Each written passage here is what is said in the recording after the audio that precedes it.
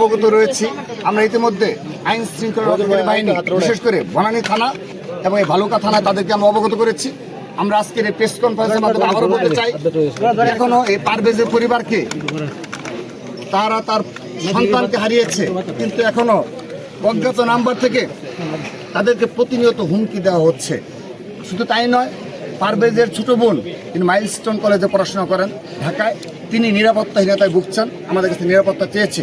কিন্তু এই নিরাপত্তা দেওয়ার দায়িত্ব অবশ্যই রাষ্ট্রের আইন শৃঙ্খলা রক্ষাকারী বাহিনীর। কিন্তু আমরা অতীব দুঃখের সহিত লক্ষ্য করছি, বিগত 8.5 মাসে এই দেশে আইন শৃঙ্খলা রক্ষাকারী ব্যাপক অবনতি, পরিস্থিতির ব্যাপক অবনতি ঘটেছে এবং এই নির্দলীয় সরকারের সত্যিকার অর্থে আইন শৃঙ্খলা রক্ষাকারী বাহিনীর উপর কন্ট্রোল রয়েছে কিনা আমরা সন্দিহান।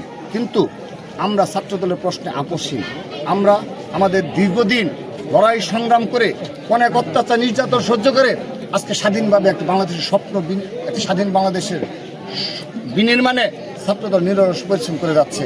আমরা আমাদের ভাইকে হারিয়েছি, কিন্তু তার বোনকে যদি কোনো অপশক্তি এবং এই খুনিদের কোনো পরিবারের দূষররা যদি চেষ্টা করে কোনো ক্ষতি করার জন্যে, আমি প্রথমে আইন শৃঙ্খলা রক্ষাকারী বাহিনীকে বলতে চাই, আপনারা হাত গুটিয়ে বসে থাকবেন না, আপনারা এমন কোনো কিছু করবেন না, নীরব থাকবেন না যে ছাত্রদলকে প্রতিবাদী হতে হয়।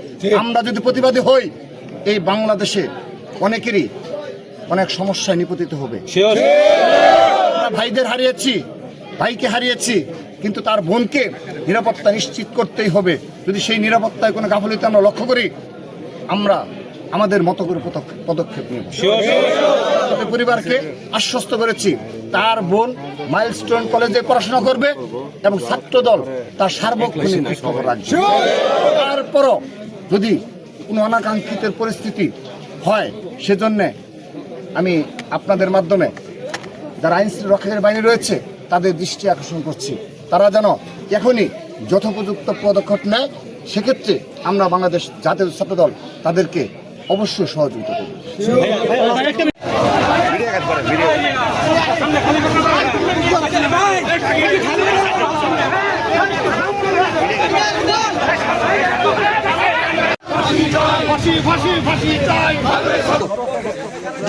গ্লাসটা বানাও করে দাও।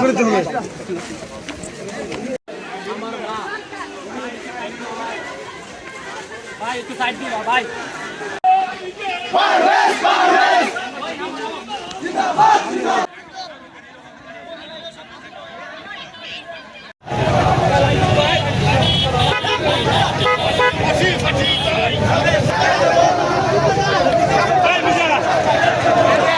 হিসেবে কবুল আর মঞ্জুর করে নিন ইয়া রাব্বুল আলামিন। তার পাড়া প্রতিবেশী সকলের যে দাবি, সেই দাবিকে আল্লাহ আপনি সকলের দাবি হিসেবে কবুল হিসেবে মঞ্জুর করে নিন ইয়া রাব্বুল আলামিন।